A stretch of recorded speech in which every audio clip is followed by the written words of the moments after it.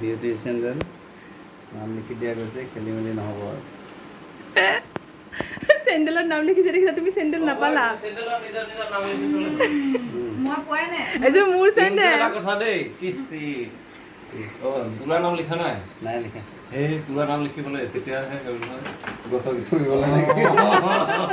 আজি মানে আমাৰ প্ৰডাকশ্যনৰ ফালৰ পৰা ঘৰত পিন্ধিবৰ কাৰণে চেণ্ডেল দিছে আৰু সেয়া নাম লিখিছে, মানে কোনো যাতে নিপিন্ধে হেৰাই নাযায়।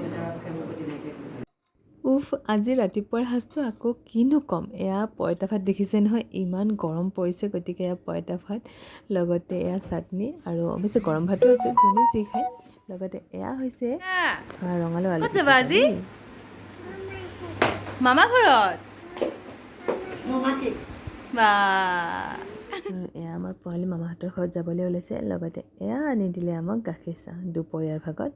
আৰু আজি দুপৰীয়া লাঞ্চত আছিলে এয়া কণীৰ দম, লগতে দাইল আৰু বন্ধাকবি ভাজি। কেনেকুৱা টেষ্টি বনাই খুৱাই নহয় দাদাই আমাক, ক'লোঁ নহয় যে দুপৰীয়া সাজৰ কাৰণে আমি ৰৈ থাকোঁ। আৰু এয়া আমাৰ চটত মানে মিঠাই দি দিছিলে, চিন এটা আছিলে আৰু মিঠাই খাবৰ কাৰণে চবেই একেবাৰে উৎপাত লগাইছে নহয়। আৰু সন্ধিয়া আমাৰ আহিছে মৌনহীয়াৰ মেগী। পৰিয়াললৈ ভাইলিনাই ভুমুকি মাৰিছে প্ৰথমবাৰৰ কাৰণে। আজিৰে পৰা শ্বুটিং আৰম্ভ তেওঁ, গতিকে এয়া আমাৰ মৌ মিঠা, তাৰমানে প্ৰথম মিঠা বস্তু দিয়া শুভাৰম্ভ কৰিছে। তাৰপিছত লাহে লাহে আমি টান বস্তু খাই খাই গৈ থাকিম। এতিয়া প্ৰথমতে কোমল মিঠাই খাম, তাৰপিছত মাংস খাম ন। অঁ, গাহৰি মেইন আমাৰ।